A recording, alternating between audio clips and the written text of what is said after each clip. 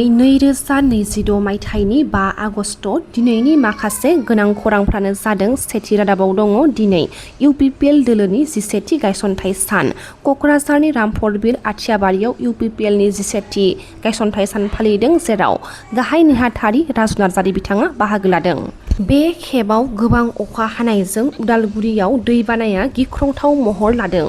उदालगुरिनि मासबाद बियाबाव दैबानाया गिख्रंथाव महर लादों होनना खौरां मोननाय जादों।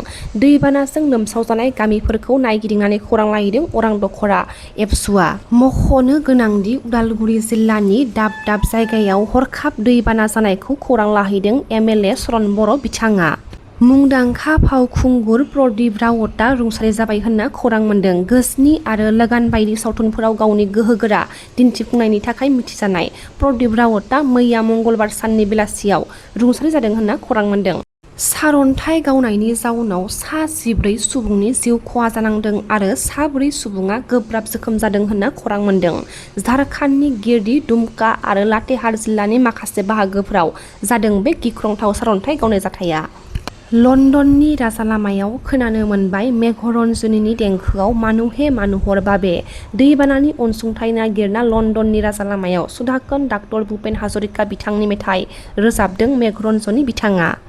थाइलेण्डआव खुंफुंजालांनाय बुहुमनां ताइकान्डु बादायलायनायाव रुफानि मेडेल देरहानानै गोग्गानाय लाबोदों रैरुब खाख्लारि बिथांखौ बरायदों। जोनोम थावनि आसामाव सफैबाय बुहुमनां ताइकान्डु बादायनायाव रुफानि मेडेल देरहानाय गवालपारानि रैरुब खाख्लारि बिथाङा।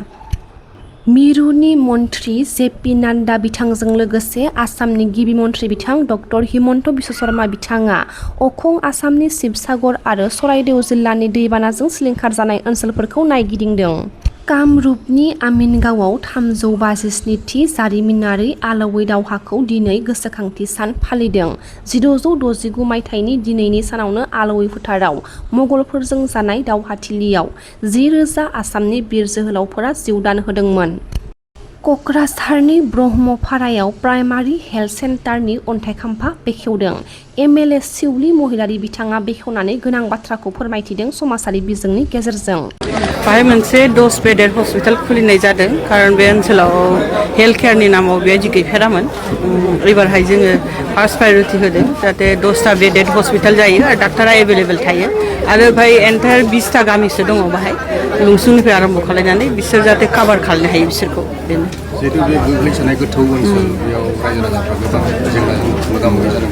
बे देहा फाहामसालि फसंनायनि उनाव माबायदि सुबिदा मोनो? बाहाय 24 आवार्स डक्टर थागोन आरो नार्स थागोन आरो बाहाय 10टा बेड जागोन जिहेतु, आरो प्रेगनेन्ट वमेनफोरनि थाखाय सुबिदा जागोन। दा बेनो आरोखि 10टा बेडआव सानोबा नोङो काभार खालामनो हायो जथेस्थ' 20टा गामियावहाय बेबायदि।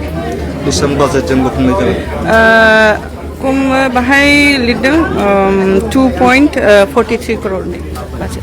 बिटिसि गभर्नमेन्टनिफ्राय ना बे बिटिसि गभर्नमेन्टनिफ्राय सोलिगासिनो दङ। दा बयबो पार्टिसिपेट खालायनांगौ बेखौ, माने प्रपार जाहाथे सेन्सास जायो जोंहा, खारन सेन्सासनि सायाव बहुद डिपेन्ड खालायो। डेभेलपमेन्टनि जे फान्ड फैयो बेफोरबो बहुद डिपेन्ड खालायो। ओंखायनो सेन्सासाव बयबो पार्टिसिपेट खालायनांगौ आरो गावनि डकुमेन्ट्सखौ क्लियार लाखिनांगौ बयबो। एबसु आरो इउबिपिअनि दान्थे बिदान्थे बाथ्रानि फारसे दिपेन बर' बिथाङा फोरमायथि होदों। उदालगुरि जिल्लानि सिङाव थानाय हरिसिंगा ब्लक इउपिपिएलनि बानजायनायाव इउपिपिएलनि 17थि गायसनथाइ सान फालिनाय हाबाफारियाव मिरु इउपिपिएलनि लेङाइ आफादगिरि दिपेन बर' बिथाङा गाहाय आलासि महरै बाहागो लादों आरो रादाब बिबुंथियाव बिथाङा माखासे बाथ्राखौ फोरमायथिदों। मख'नो गोनांदि सनितपुर आरो बिश्वनाथ जिल्लानि बर' गामिफोरखौ बिटिसिआव सोसननायनि सायाव इउपिपिएलनि दैदेनगिरि दिपेन बर' बिथाङा माखासे बाथ्राखौ फोरमायथिदों। बेयाव खुनु डिमट जानो गोनां गैया। सनितपुर बिश्वनाथआ जि गामि सुनाय 60टा गामि हाबबाय आरो 200-300 गामि हाबबावनांगौ। जेलासिम गामिया सोसनजाया, बाउन्डारि कमिसननि गेजेरजों नटिफाइ जाया, रायजोपालनि गेजेरजों केबिनेट डिसिसननि गेजेरजों, अब्लासिम सनितपुर बिश्वनाथआ बर' कसारि काउन्सिलाव बियो सोसनजानाय नङा। माने जिफोर गामिया आद्रा थागोन बे बिटिसिआव बिटिआरआव गासै गामिया हाबनायनि उनावसो बर' कसारि काउन्सिलाव बियो माने थांनायनि लामाया गेवगोन। किन्तु आपातत जेब्लासिम गामि सोसननाया बिटिआरआव कमप्लिट जाया, सनितपुर आरो बिश्वनाथखौ माने बर' कसारि काउन्सिलनिफ्राय एक्सक्लुड खालामनाय जाखादों। बा बर' कसारि काउन्सिलाव बेखौ सोनाय जाया होननानै सरकारजों रायलायनायावनो बुजा-बुजि दङ दा बेखौ माने आग्रां बारस' सोरनिबा माने थुनज्लायनायाव सोरनिबा इनिसियेटिभआव सनितपुर बिश्वनाथनि गामिखौ बर' कसारि काउन्सिलाव नटिफाइ खालामनो थाखाय भेरिफाइ खालामनायासो बे दुखुनांथाव आरो जोंनि रायजो राजा इन्टेलेक्सुवेलनि गेजेराव बेखौ लानानै कनफ्लिक्ट जे मोनसे थासारि फैदों बेयाव खुनु भुल बुजाबुजि जानो गोनां गैया एबसु आरो बर' कसारि काउन्सिलनि गेजेराव बा इउबिपिअनि गेजेराव एबसुनि गेजेराव मिसआन्डारस्टेन्डिं जानो गोनां गैया बेखौ इउबिपिअआबो बुजिनांगोन खारन बिथांमोना जि स्पिरिटजों खामानि मावदों दुलाराय बर' फरायसा आफादा बे एखे स्पिरिटजों बर' कसारि काउन्सिलखौ पुर्नांग मर्यादा जानांगौ होनना बुंदों इलेक्सन जानांगौ होनना बुंदों आथिखालाव 36टा समस्तिनि 31टा समस्तिया इलेक्सन पार्टि हानाय अबस्थायाव दङ बेजोंनो इलेक्सन पार्टि नङा होमबा बिनि गेजेरावनो जोंहा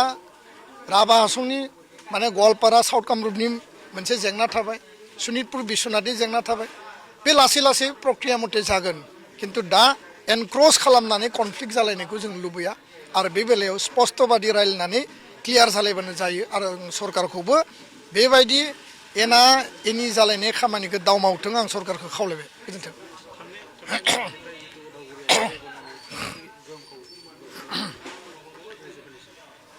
मैया आरो दाख्लैनिफ्राय जोबोद अखा हादों दिनैबो हादों साहा सानजा आसामाव जेरै सराइदेव शिबसागर जरहाट आरो गलाघाटआव दैबाना जादों गोबां दुर्जुगजों गोबां मानसि थैबाय थांना थानायनि जे मोनसे आसा बे मिजिंखौनो बिथांमोना खोमानाय बायदि जाना दङ बिनि थाखाय सरकारखौ इउपिपिएल दोला नारसिनबोदों आरो सरकारखौ खावलायबोदों इउपिपिएल दोलोनिफ्राय मोनसे प्रतिनिधि दला बेयाव थांनानैबो खौरां लाहैदों भारत सरकार आसाम सरकारखौबो जों खावलायदों जे बिनि सायाव बेबस्था लानांगौ खिन्थु रिसेन्टलि मैया दाख्लै आरो दिनै जे अखा हाबाय उदालगुरि जिल्लानि माजबाद एरियायाव बा माखासे दैया माने देरनायनि जाहोनाव खुरखानाय लोमसावनाय आरो गामियाव दै हाबनानै जालाखार बिलाखार जानायखौ जों नुदों दा बेखायनो आङो उदालगुरि डिस्ट्रिक्ट एडमिनिस्ट्रेसनखौ आरो डिजास्टार जि मेनेजमेन्ट आरो रिलिफ डिपार्टमेन्ट दङ बिथांमोना डिसि बा